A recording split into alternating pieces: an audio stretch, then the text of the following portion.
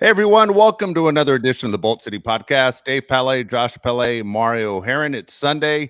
Right now, all the afternoon games just ended. The only game that's ready to go tonight is the Sunday night football game. Then, of course, tomorrow night we'll be back after that game because that's the Chargers taking on the Jets.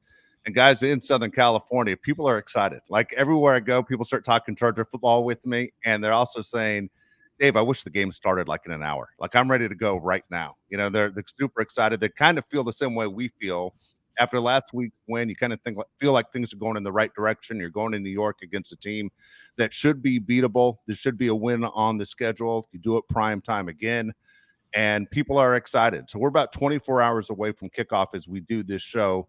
And right now, Charger football feels like we're headed in the right direction, guys, and it's a good thing because every team in the AFC West is headed in the right direction too, unfortunately. Yeah, my opinion on the AFC West real quick is never put a good game internationally. The Chiefs and Dolphins internationally at 8:30 in the morning where I'm at is ridiculous. Nobody's watching the game. The games aren't the same. Players do not look the same internationally. Keep the Jaguars over there. Keep putting the Jaguars over there, a team people really don't watch. Don't give me Chiefs Dolphins, which would be a game everybody and their mom would be watching in Germany. I'm not a fan of it, Mario. I'm not a fan of it. It kind of pissed me off a little bit too, because like you said, I'm not really awake for this kind of action. I'm just not. I'm working during that time too, and I already have enough going on, checking to make sure everything's working okay. I don't need another game that I had placed way too big of a wager on to be stressing out about. So that just wasn't very fun to start off this morning. And two, Germany, do you really deserve it? Do you really deserve it? Do you really? I think you guys need to wait that out a little longer. So just food for thought. And guys, the Chargers not playing on Sunday. It kind of feels like you go to that one school that didn't call off for a snow day. Like you're the one still going to school, and you see everyone going like, "Haha, you freaking loser! Like enjoy your 2-hour delay. We have no school today. Like our school cares about their kids." That's how I felt today. All right. We'll start off with the game in Germany. I was watching it 6:30 in the morning, my time in California. I was watching that game. And when I watch these games, I'm always curious to know what is their knowledge on the sport. The fan base. Like, what do they know? And there are people who are in Germany that obviously are from the United States that made the trip. That said, "Hey, let's go. This is a way for us to go to Europe. We're going to check it out." And it was loud, and they were excited. The bad thing is when you take, basically our favorite sport in the United States and bring it to another country, it better be exciting and it better be fast. There's so many penalties at the beginning of this game that just dragged out that you're going, the people must be going, what the hell? If you don't know what it is, but people in the United States love it, it's hard to figure out. And when they're throwing flags and guys are going back and then guys are going forward, there's a back-to-back plays where there are offsides on offense and defense. So you moved it up 5 yards, then you moved it back 5 yards. I'm thinking, what are the people in the crowd thinking? What do we just do? We wasted 3 minutes just moving the exact same distance where we were. It's kind of bizarre, but I'm with you guys on this was a big game. And this is the Dolphins and the Chiefs. And maybe people think that's the class of the AFC, and you wasted it. It's a game that should have been a Sunday night game, a Monday night game, whatever, but people should have been able to see it, especially on the West Coast where maybe not everyone's like me that gets up at 6:30 to watch that game. But I will say this about the Miami Dolphins, and I've said on the show a bunch of times that I think the Dolphins are my favorite team to watch because they're so exciting.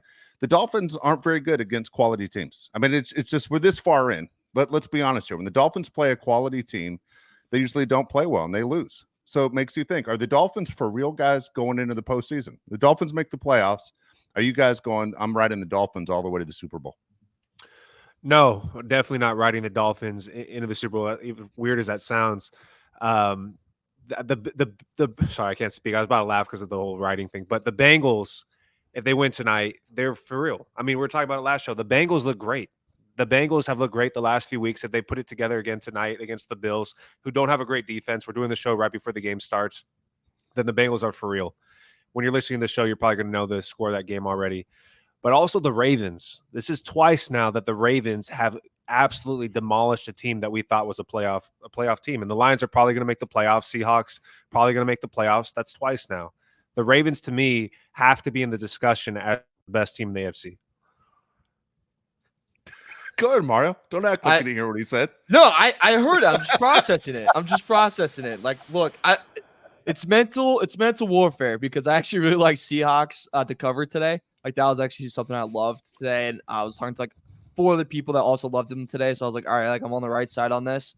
And then just them getting absolutely massacred by the Ravens was just like, all right, what the hell is going on? They looked very, very good. They're a very complete team. That defense is very legit. Lamar Jackson's very legit. Odell Beckham Jr. had a very good game today. Zay Flowers is about time. Seriously. Yeah, where has he been? Where's Waldo? But Zay Flowers is very much the real deal. He's a very exciting player. He does great with the ball after a catch. I hate saying it, like, because I just can't stand the Ravens. But, like, if you told me teams have confidence to make a run in the AFC, like, I think the group right now is Chiefs, Ravens. I think if Bengals win tonight, or just what we see of the Bengals can determine if they're in that group or not. Like you said, Dolphins, you're outside of the club, man. You're knocking on the door, seeing if anyone's gonna come get you, and they don't get you. That last possession, the fact that they had a chance to win the game, and it wasn't a defensive play that ended that game, right? Like, the Chiefs didn't get sacked, they didn't get an interception. You fumbled the snap.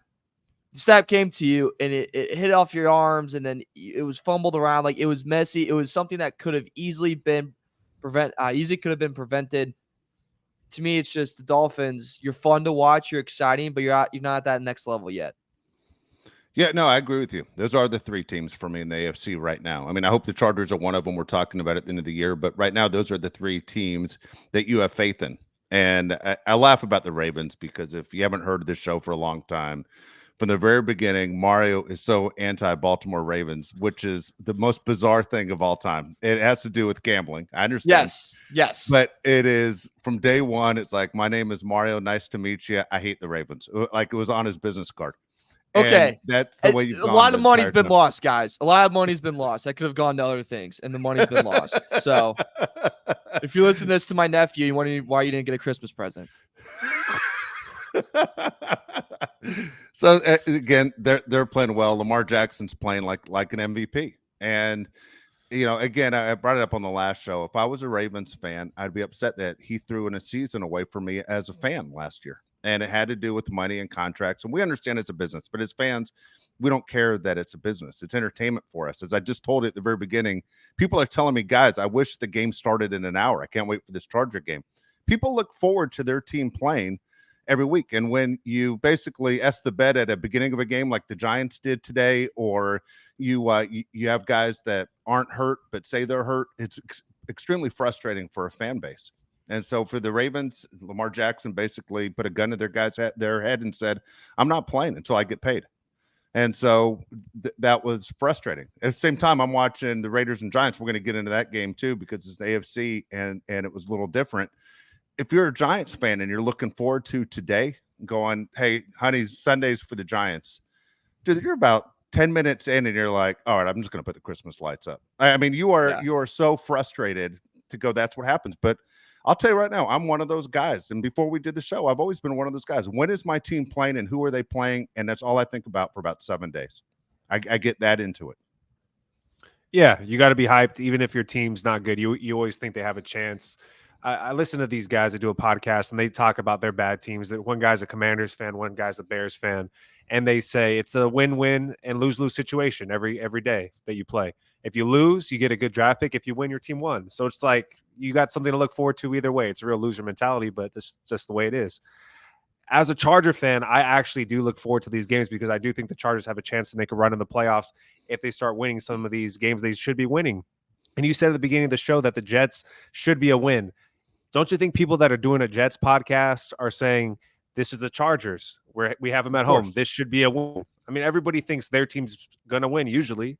I don't know if I feel that way about the Chargers this week, but I did tell you guys that Raiders winning this week covering was free money. I mean, but no, the Raiders, to me, I think this is a win off of fumes, right? Because the Colts did the same thing last year when Jeff Saturday got called in.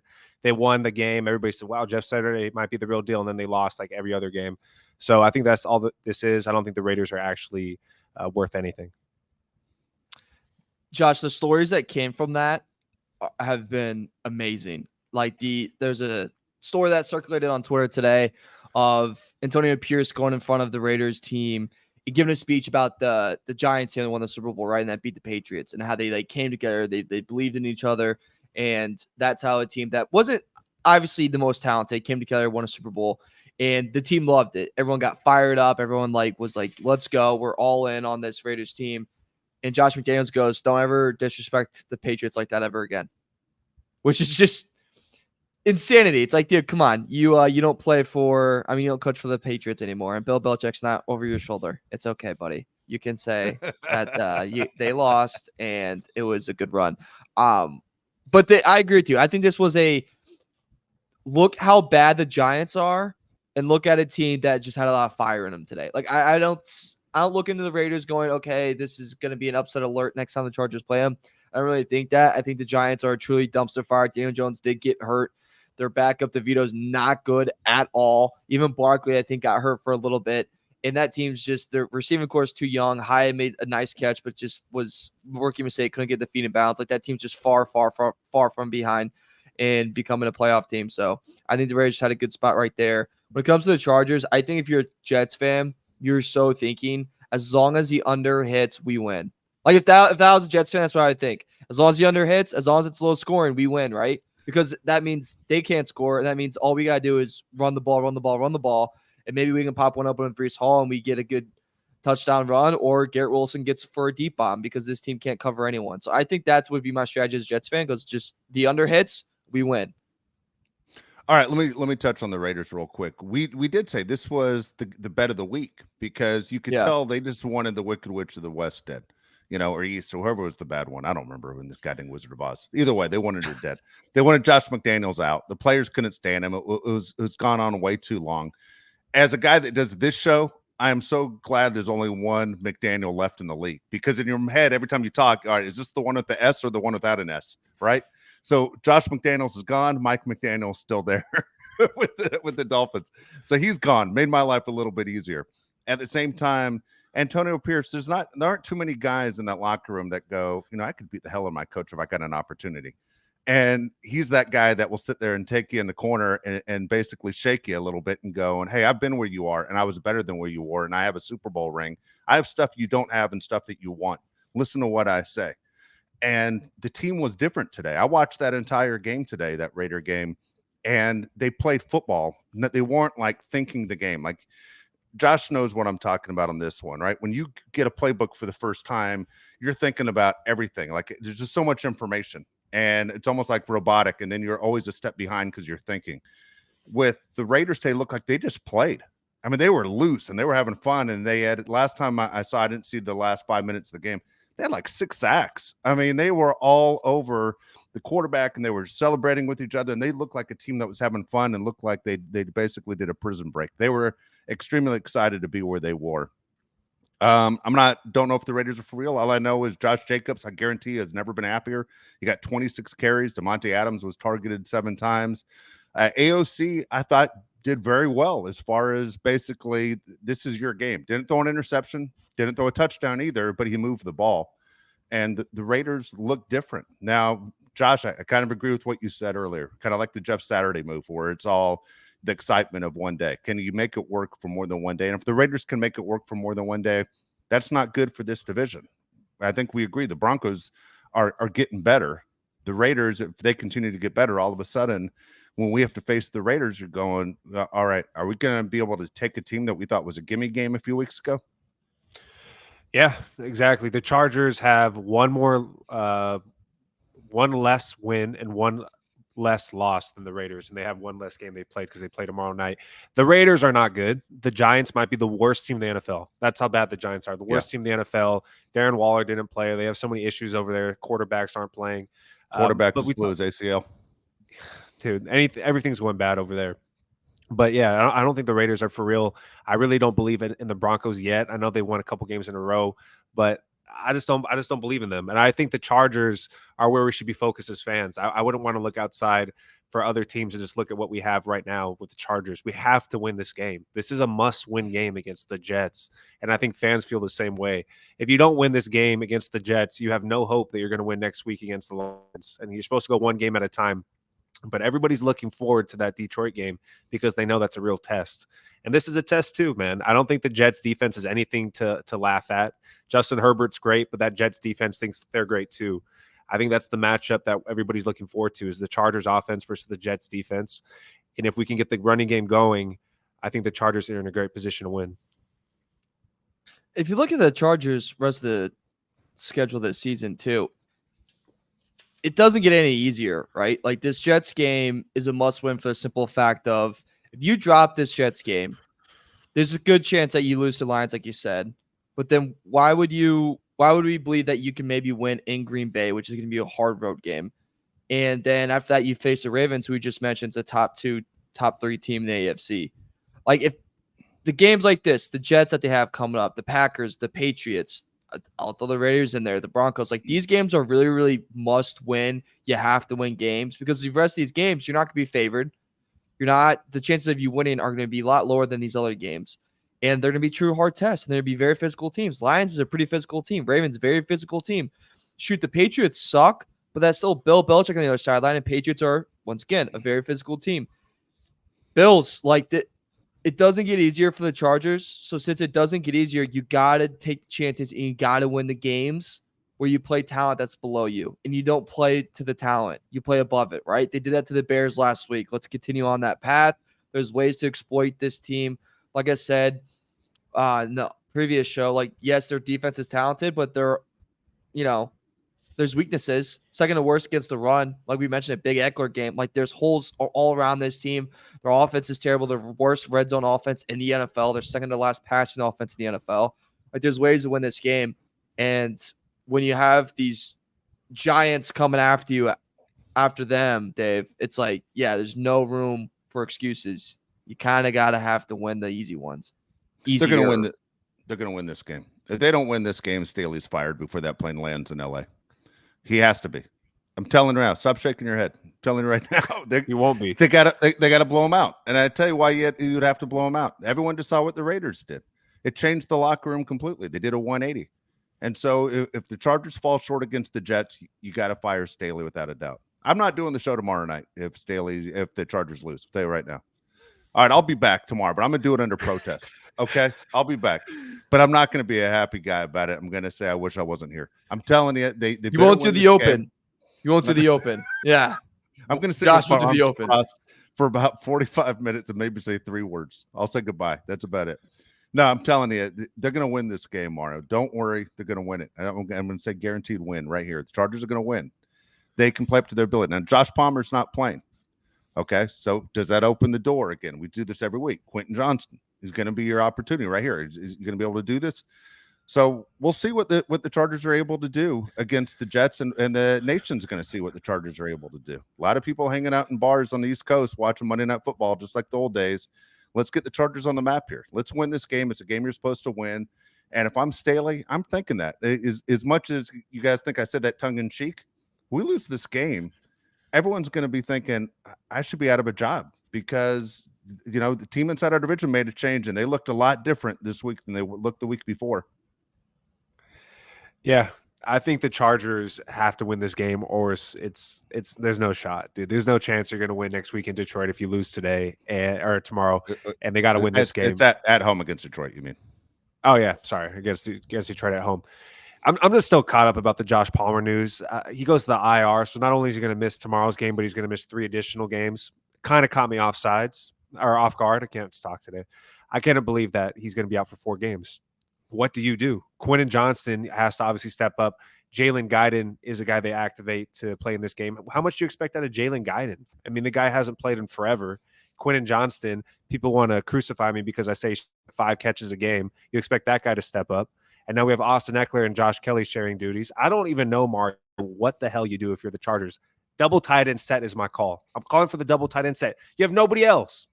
Nobody else. Love it. They won't. Donald Parham, Gerald Everett, and just go with that. I like that. Keenan Allen, people are saying that Sauce Gardner is not going to get many matchups because he's not a slot corner.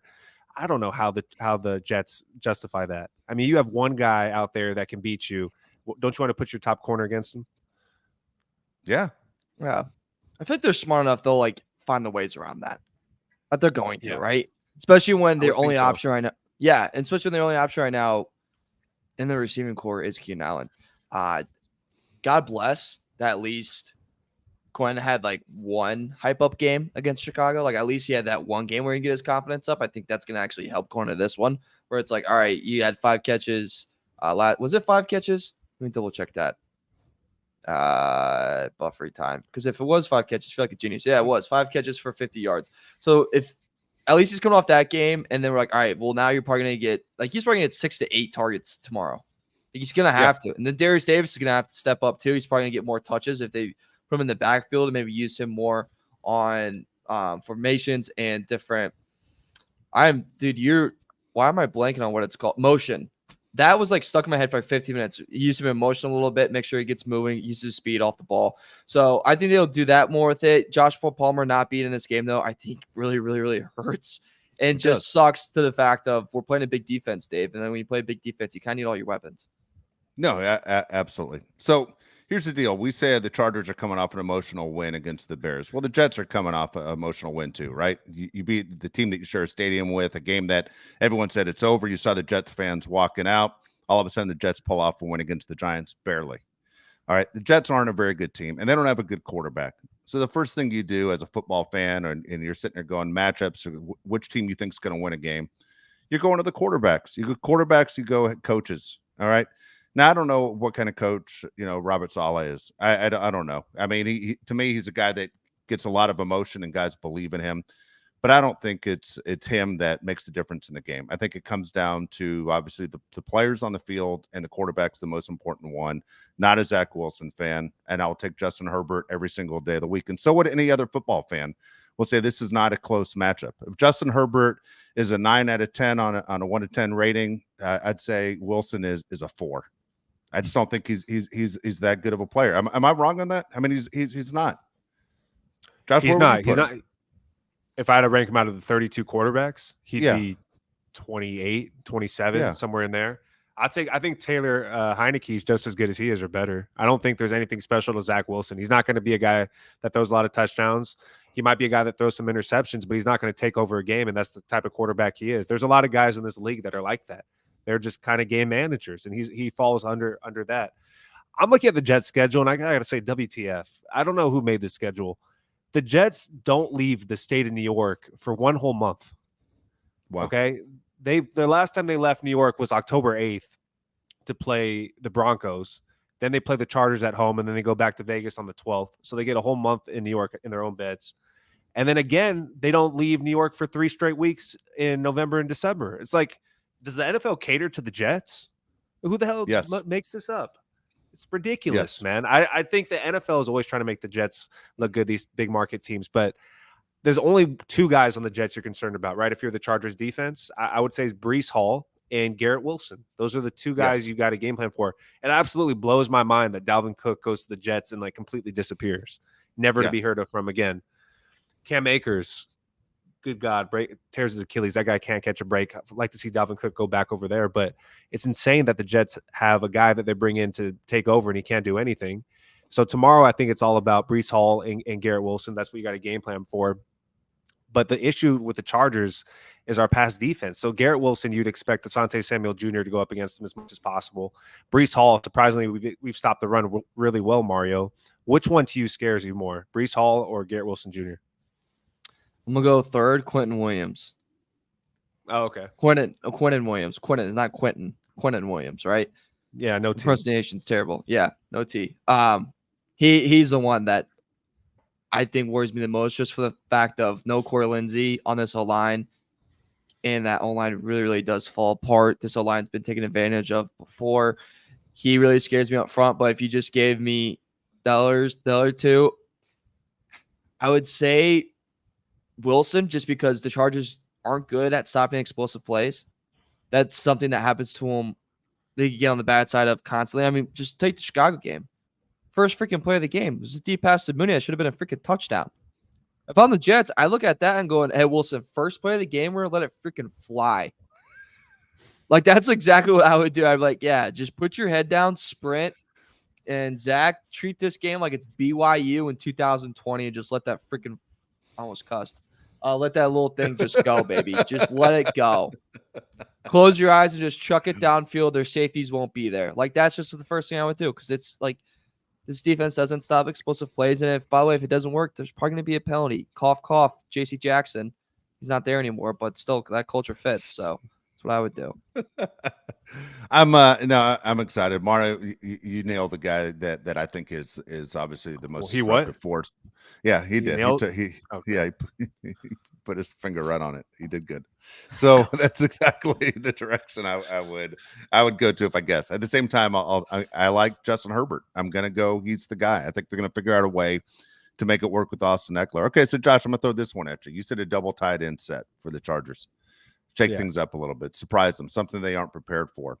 This is something in NFL you don't see a lot of. This used to be old school NFL. We'd see the double tight end set. And the Patriots were so successful when they had Aaron Hernandez and Gronkowski on the field at the same time. Yet teams don't go back to it. If you have two tight ends that can catch the ball, it's a tremendous threat. So let's change it up even a little bit more, Josh, because we know what the Jets are going to try and do. They're going to try and push everything to the outside, right? That's what Williams does. He sits there. He's a disruptive force right in the middle of the line. He can move around a little bit like Aaron Donald. But basically, when you look at the Rams, you're looking, where's Aaron Donald? You're doing the same thing with Williams if you're the Jets. Do you put two running backs on the field at the same time? What would be the advantage, you think, of putting two running backs on the field? Is a way to get Austin Eckler outside. You know what I'm saying? A little misdirection. Yeah. Because they want to move it to the outside anyway. You said it every week. Austin Eckler is not that running back, meaning he's not the guy that you're going to hand the ball to and he's going to gain you 1,600 yards in a season on the ground. So you think two running backs in the game, but both not in the backfield? Not saying all the time. No, in the backfield. Not at the same time. I mean, not continuously. What I'm saying is just switch it up. A couple different looks. Okay. I'd be all for it. I think it would be a good look to put Austin Eckler maybe in the slot and then have Joshua Kelly behind Justin Herbert or to his side in the backfield. I think that'd be something that you should definitely do. I think you should be looking for anything to get an advantage or be creative. I would trust a double tight end set over Jalen Guyton, like he hasn't played. Then Darius Davis, I would try to get creative with him on a Darren Sproles type of level where he's doing a bunch of motions and making it difficult for you. You got to push everything outside, like you said, just to get some yards. I mean, you're not going to be able to run up the middle with Austin Eckler, and Austin Eckler's had a hell of a time running the ball in general. And then you got to go against this Jets team. Mario, you talked about explosive plays also. I'm looking at the Jets stats. They have 8 touchdowns on the entire season. 8. And they played 7 games. The leading rusher in touchdowns is Breece Hall with 2 rushing touchdowns. The leading receiver in receiving touchdowns is Garrett Wilson with 2 receiving touchdowns. It's like something's got to give with explosive plays.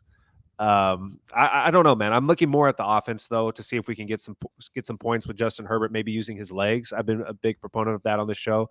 I think this could be a game where you can, do some RPO type action, try to get him to run around because, like we said, the middle is going to be tough. Maybe trying to get something on the outside.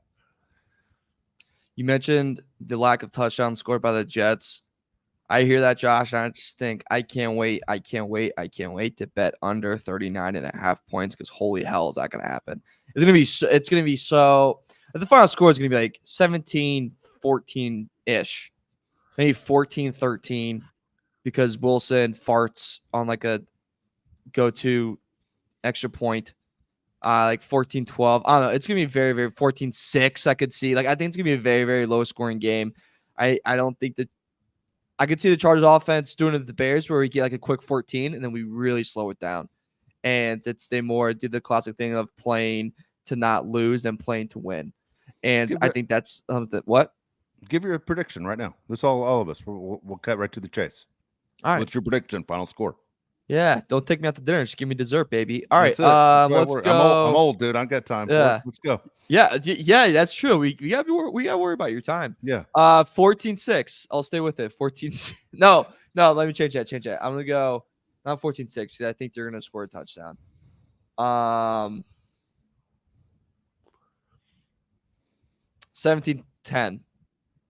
17-10 Chargers.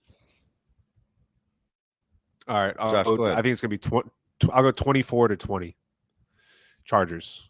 I think, yeah. It's going to be an ugly game. One of those games that you're not going to say that was fun to watch, but you're going to be happy that the Chargers won. I'm going 24-13 Chargers. Ooh. So kind of a blowout. 24-13. Yeah, Chargers are going to be in control of this game. They're going to win. Chargers are going to gain momentum from what they did the week before. Chargers aren't taking a step back. All right, so besides 24-13. Justin Herbert, because we always say the quarterback's the most important, no, obviously, who are you looking for on the offense to have a big game? Keenan Allen. Keenan Allen's going to be your guy. Keenan's going to be your guy. I said it in the last show, and I meant it. Keenan knows what it means to be on Monday Night Football. Keenan knows what it means to be in the number one media market. Keenan Allen's the most quiet superstar in this league. You know, it's not his fault he was drafted by the Chargers. If Keenan Allen played for the Steelers, or if Keenan Allen played for, you know, a bigger market team, and not a big market, a team that gets more publicity, I should say, Keenan Allen would be basically a guy they talk about Hall of Fame numbers. Remember when Antonio Brown used to lead the league by a long shot with receptions every year? Remember that? Yeah. Okay. The year that Keenan Allen got hurt, like towards the beginning of the season, was against the Chiefs. If you looked at Keenan like 2-3 years in a row, his numbers were really comparable to what Antonio Brown was doing. And Keenan, man, is still almost as good as ever, right? We're starting to get a little bit of yards after the catch. We joked about that last show, but at the same time, I think Keenan Allen knows where he's at in his career, and Keenan Allen knows that the Chargers need a win, and he knows he's going to do what it takes to get open because Keenan Allen runs the best routes in the league. And if I'm Justin Herbert, that's my safest target. Look who he's left on the field with. The other guys are all unproven guys. They're coin flip guys. Keenan Allen's the proven guy that will get open. I wonder how many targets he has tomorrow. I think it has to be above 12 or higher. He's just going to get so many targets in this game.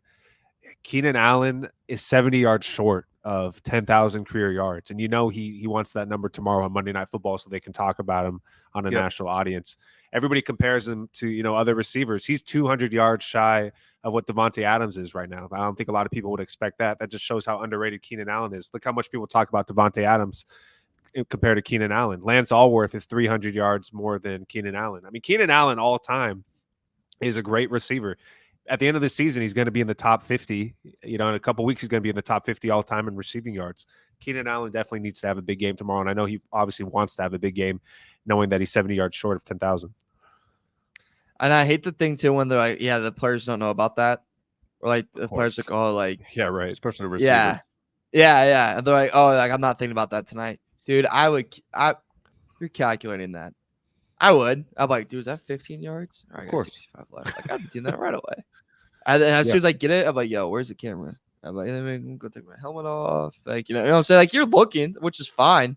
Yeah, I think Keenan has a big game. I think it's going to be a unique Darius Davis game. Like, if I had to say there was one receiver, one weird touchdown scorer tomorrow that, like, you just don't really see coming, I would say it's Darius Davis with something unique. Something that Gilmore just has. Yeah, that'd be so fun. It'd be so We've fun. been waiting all year. Why don't you implement this guy more? He's a weapon. Been waiting all day. It's Sunday night, not Monday night. Never mind. Tried. Has Darius Davis lived up to what you thought he was going to be, Mario? You said at the beginning of the year you thought he's going to be explosive, you know, player Chargers are going to use. Is this what you expected?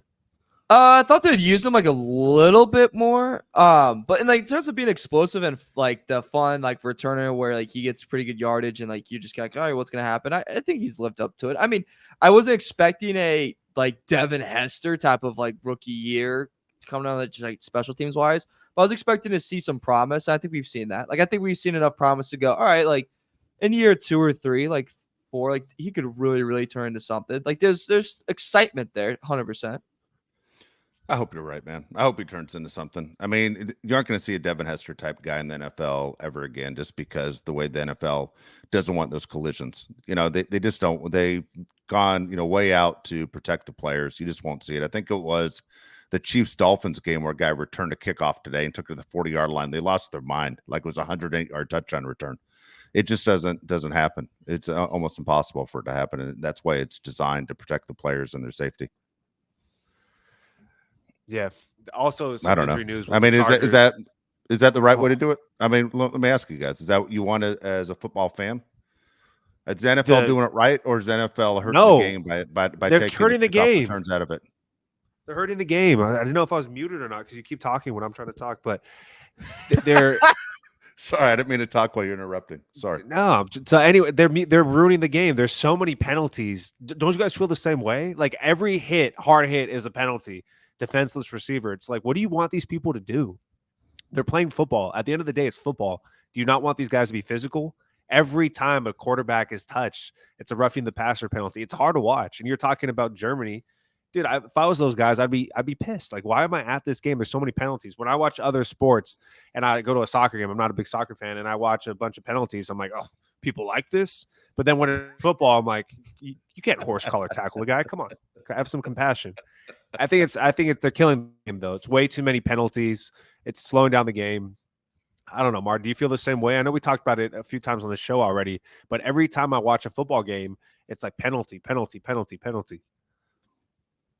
I get like a little annoyed of it, just in terms of like the QB hits and stuff like that, and like special teams wise, I get concerned because there is a good amount of guys that's how they make their living in special teams, like being gunners. Like that's how they make their way in the NFL. That's how they make it every single team. And when you slowly kind of dwindle that away, that's taking money a lot from a lot of people's bank accounts. It's hurting a lot of people when you do that. Hurts special team coordinators that are all out there. Shout out to them. So that worries me like a little bit just on that side of it. But at the same time, when we complain about roughing the passer and we complain about those, QB hits that don't look illegal and we wonder why, we had, I think, 6 rookie QBs start today. And out of the 6, like 2 were like regular starters. Like it does suck when the whole Sunday is packed with backups. Like that does suck. That's not great football. That being said, it's a physical sport. Injuries are going to happen. It's a sport. Injuries just do happen. But to that degree, it's like, all right, I want to see Aaron Rodgers versus Justin Herbert, but we get Zach Wilson versus Herbert. I know Rodgers' injury wasn't technically from a hit, but you get my point. Yep. Speaking of the young quarterbacks, the rookie quarterbacks, I just want to mention a couple of them. CJ Stroud, as we're wrapping up, the Sunday that was today, 470 yards, 5 touchdowns, including the game-winning touchdown pass with like no time remaining. I mean, what a season he is having, right? At the same time, I want to ask you guys about Will Levis, the Thursday night game. Will Levis is playing much better than I think anyone expected. Like we're all sitting there waiting just for Will Levis to fall on his face, weren't we? All of us are going, this guy sucks. Titans blew it. No one ever plays well for the Titans. But here's the interesting thing for me, at least, watching Hard Knocks. When I'm watching Hard Knocks, and I'm not comparing Will Levis to Aaron Rodgers. Don't get me crazy here. But Aaron Rodgers always blew me away that he was able to step like back heel, kind of just fling the ball and was so accurate. Will Levis has like that same throwing motion. I'm like, how strong is this guy's arm to be able to get the ball out? I was super impressed by Will Levis when I was waiting for him to fall right on his face. He's impressive. And I was one of the many people that said that I didn't think he was going to be very good. And you hear all these reports about him partying in LA before the draft and not taking things serious. And then you find out he's the 3rd quarterback on the Titans, and the other 2 aren't even good quarterbacks. You wonder how good he really is. And then you watch these games. He was in rehab. Yeah. 2 weeks. Yeah. 2 weeks ago on this show, I go, is he in rehab? Like, because you just never heard anything about him. You never heard from him. And then you watch the games, and he looks so comfortable. It's almost weird how comfortable he looks. Like he's playing against the Steelers. They're bringing the heat. He doesn't care. He's just throwing the ball over the field. And I picked up the Steelers defense. They did okay, but I thought they were going to do better against him. He didn't care. He looked great, I thought, especially for his second game. He's way ahead of schedule. And CJ Stroud, man, like I'm also wrong on that too. I didn't think he's going to be this good. I don't know if anybody thought he was going to be this good. It's ridiculous how good he looks. CJ Stroud is obviously going to get Rookie of the Year if he keeps up this pace. Good for him, man. He seems like a good dude. He doesn't cry to his mom when he loses games like Caleb Williams. So, holy cow. Big fan of okay, dude, come on. He goes and sits to his mom, and like that's like the biggest thing we're gonna ding. What was the quote? What was the quote after the game? What did he say? What did he want to do after the game? I just want to go home and cuddle with my dog and watch some movies. That's what he said. Dude, it's fine. You can go cuddle with your dog and watch movies. Don't say that. I mean, it's just so weird, dude. Like, what are we doing? Hold on a second. I got to ask your guys' opinion on this. All right, let's not skim over this. Okay, because I saw 50-50 people saying that's the kind of guy I want leading my team. I mean, big-time NFL writers like Jim Trotter said it. I have more respect for him now than ever before. Why? Not me. That's what I'm saying. I'm telling you, for my opinion, not me. Mario, the guy literally jumped into the crowd, sat in his mom's lap, and cried like I've never seen before. Like heavy cry. She had to cover his face with a paper to protect him from the cameras. I mean, does he have an NIL deal for Kleenex, Mario? Because that was ridiculous. Do they make a Look. USC uniform and a summer dress? Because, dude, that was embarrassing. Look, they have these expectations of being a playoff team, and they're far from it. She's a little upset. Sees his mom in the stands. He wants to give her a hug. I think that's all right. It's a freaking college kid. Right. That's fine. It's not. Whatever. You want to do that? Do that. He was pissed. They lost. It's been a huge letdown of the year. And people are now coming at him saying he's not going to be the first overall pick. Funny. He still will be. I think it will be. Yeah, exactly. I hate when people are like, well, now Drake May is going to go above him. Yeah, right. It's still going to be Caleb Williams. We'll see you in March. But dude, like, he wanted to be an owner. That's the problem. He wanted ownership before okay. he won an NFL game. And now That's he's the going more to behave this way. Come on. That's the more I hate the ownership thing. That's I'm like, all right, buddy, come on. But like the current of the game, like, come on, like they just lost. It's been a letdown year. Do that. The quote after is a little maybe the HR team or whoever on the Trojans would be like, hey, how about we just stick to we're gonna get better next week and focus on next week. Maybe just stick to that because the whole. Let's just say this. If Chicago has a first pick and you lose a big game, and you tell the Chicago media, you're going to go home and cuddle with your dog, I'm just going to warn you, it ain't going to go over well. People will not take that very well. So have fun with the media you're dealing with now because it's about to be hell if you pull anything like that. It's not Caleb Williams' fault that his defense is the worst I've ever seen. Yeah. Like ever. And everybody knows that. 2 points. Yeah, everybody knows that. Everybody knows it's not his fault that the defense sucks. But dude, how many owners cry after games? You know, but he also lost a Heisman that day. Like you could argue he lost a Heisman that day. He lost the Heisman when they lost to Notre Dame. Okay, I think so too. But it's not his fault the defense sucks. But how many owners cry after they lose games? You can't be an owner and player and start crying after every loss. It just means that much to you that you cry. I mean, it means very much to everybody. Just cry. He sat in his mom's lap and cried. Dan Campbell cries. Dan Campbell wins. Yeah, and he didn't sit in his mother's lap and cry. Sure. It's embarrassing. Jeez. All right. Play next week, or does he have a yeast infection? What is it? You can't be a tough guy and be a crier, right? Like the golfer that cries all the time. Nobody thinks he's tough because he cries all the time. I don't even know who's the guy that cries. The golfer who won the Masters a few years ago. He just cries over everything. I mean, you can't be a leader and cry over everything. Dan Campbell cries after wins. Tears of joy. Marty Schottenheimer cried all the time, but he was a coach. He wasn't my quarterback. And he never won. And he got fired. True. Saying. I hurt my Marty point. wasn't crying. That hurt my point. Marty wasn't crying. Yeah. All right. I'm just saying. I think people were like overreacted to that a little bit. I'm like, come on. Let's overreact more to the Notre Dame game. That was more bad. Okay. Okay. Hold on. Let me throw this one at you before we get out of here too. The one time Mario doesn't pick the Packers this week, the Packers it sucks. In a boat race to the Rams. Like every single week. Didn't even care to watch that game. The Rams are tough to watch. And if you're a Packer season ticket holder, you're like, we beat the LA Rams, and then we're going to see the LA Chargers. Like, what the hell's the deal with my season ticket package this year? Why do I keep getting the same teams from the same city coming to Lambeau Field? What the hell's going on here?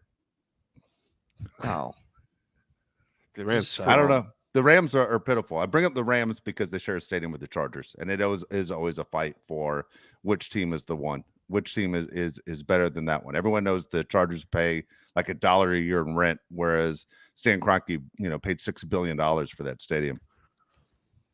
Yeah, I have something for you guys, by the way.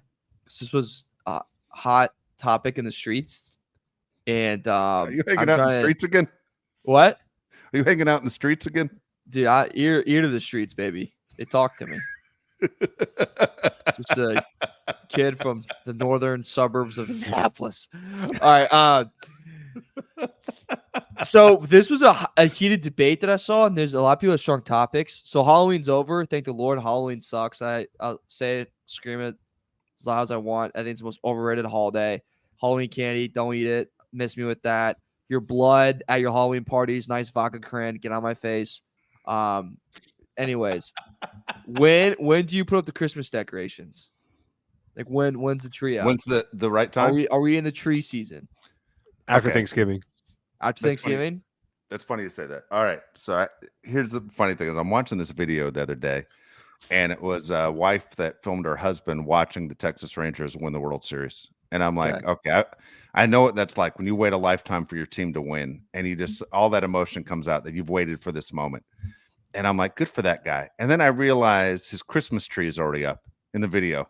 And all this signs on his all this Christmas crap. Home is where Christmas is, up above the fireplace. And I'm like, what the hell's going on in this guy's house? You know, like this guy has other problems outside of the Rangers never winning. And I was so disappointed by the video by watching the fact that the guy already had his Christmas stuff up in October. You know, calm down. All right, so I'm with Josh. Here's the earliest Christmas stuff can go up Okay. the day after Thanksgiving on Black Okay. Friday. That's the earliest Christmas stuff can go up. Huh. All right. Wow, what's your theory? Well, I went home this past week for Halloween, and the tree was up. Oh god dang The it! tree was up, and I'm not gonna lie to you. I'm kind of for it. Like as soon as Do you guys celebrate yeah. Thanksgiving? Do you celebrate Thanksgiving? Yeah, dude. But Thanksgiving is just like the appetizer to Christmas.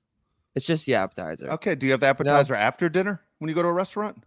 So Calamari after you had your steak? What do you do? if they leave the freaking plate there, well, first off, rookie freaking mistake. Because every time you get the calamari, they always give you a special sauce. You keep that sauce on the table for whatever entree you get after. That's a little professional tip for you. Second,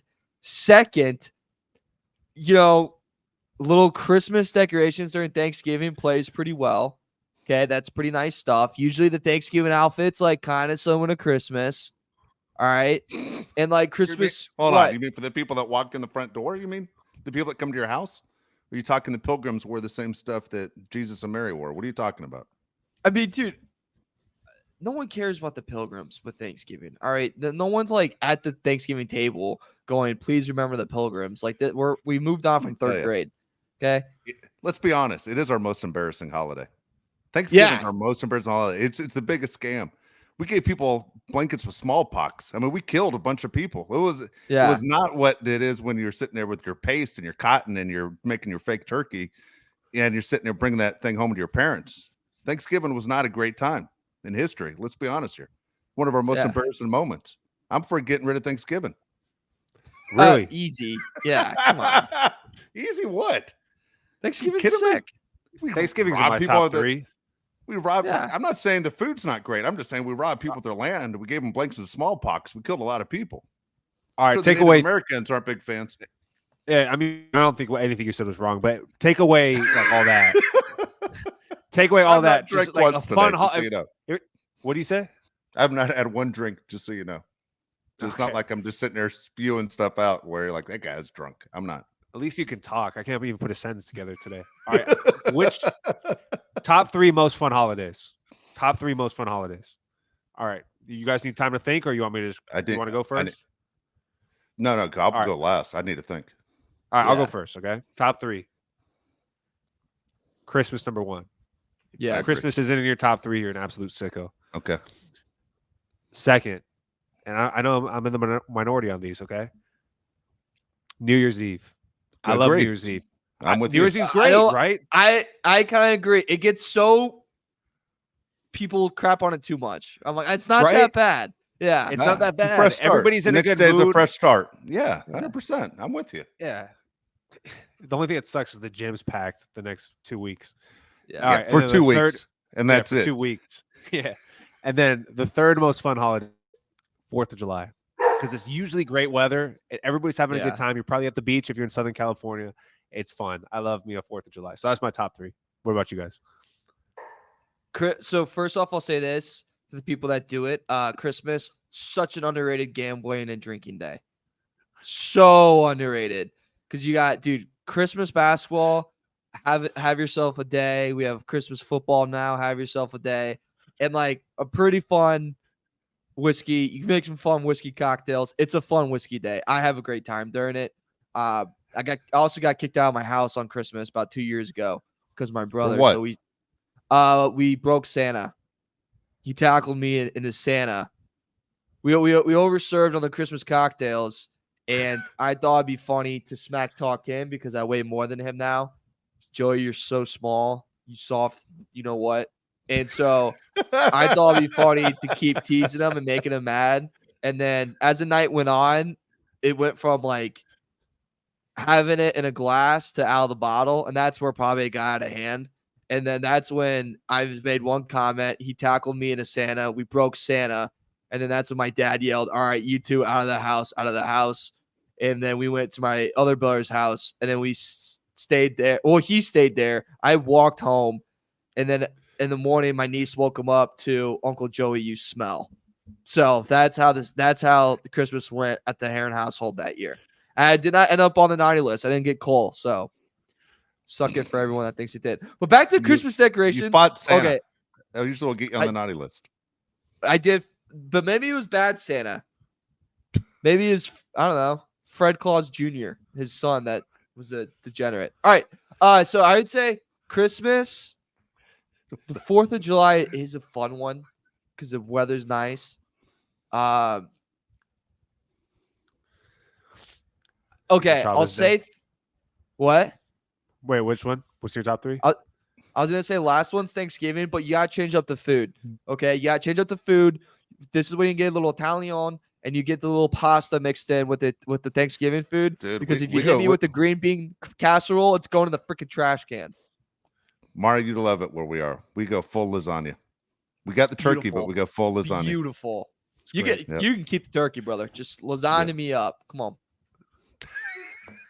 All right, you want me to Dave. go? Let's go. Work? Yeah, what do you got? I got the same holiday as Josh has. I'll give you the worst one that people celebrate that I can't stand. Okay. Yeah, what? Okay. I love to laugh. April Fool's Day is ridiculous. If I somebody agree. wants to pull a prank on April Fool's Day, F off. Like you deserve a punch in the face. There's nothing about April Fool's Day that I think is great. You know, like you know, when people call you up and if you're a baseball fan, dude, did you hear the Yankees got Mike Trout? What? The Angels cut them loose. They got 5 prospects in return, and then you're all looking for it, and you realize Mike Trout was never traded, and you forget what day it is. And April Fool's Day sucks, man. I will take you out. You pull an April Fool's joke on me. I don't got time for your BS. That's where I'm at. No April Fools.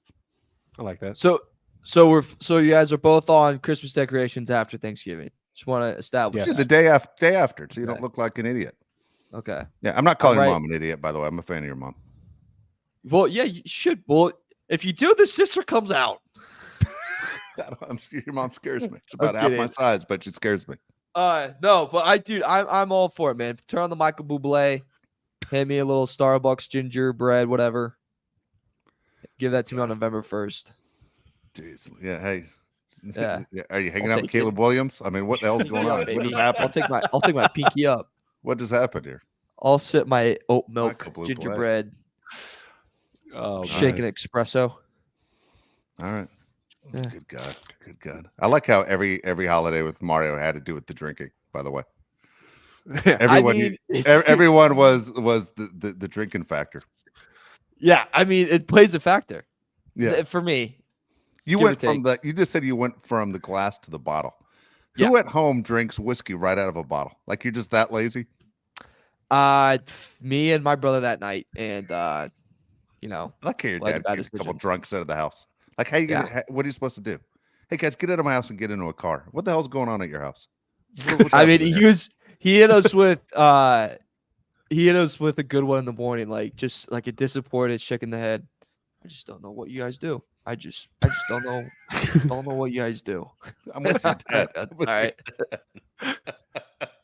All right. We're going to be back in 24 hours. Going to be back right after the Monday night game. Excited about this game. I said guaranteed win. Again, let's give the scores. And this is what I want this time on the YouTube comments. I want people to give their scores. All right. Just go on YouTube, leave your comments, write down what you think your score is. Now, do we have a prize for you? No. Mario will come over and drink all your whiskey if you nail the score, though. Whoever's closest. Okay. That's what will go. I said 24-13. Josh, what did you say? 24-20. Mario. 17-10. 17-10. We all have the Chargers winning. So we're going to talk about hopefully a Charger win on Monday night, but we'll be back in 24 hours. Again, thanks for listening to the Odyssey app, Bolt City Podcast, and of course on YouTube. Please leave the comments. Don't forget to put the score down. We are interested. We'll look at them all, just see who was the closest or see if somebody hit it dead on. So for Mario Heron, Josh Palais, I'm Dave Palais. We'll see you next time.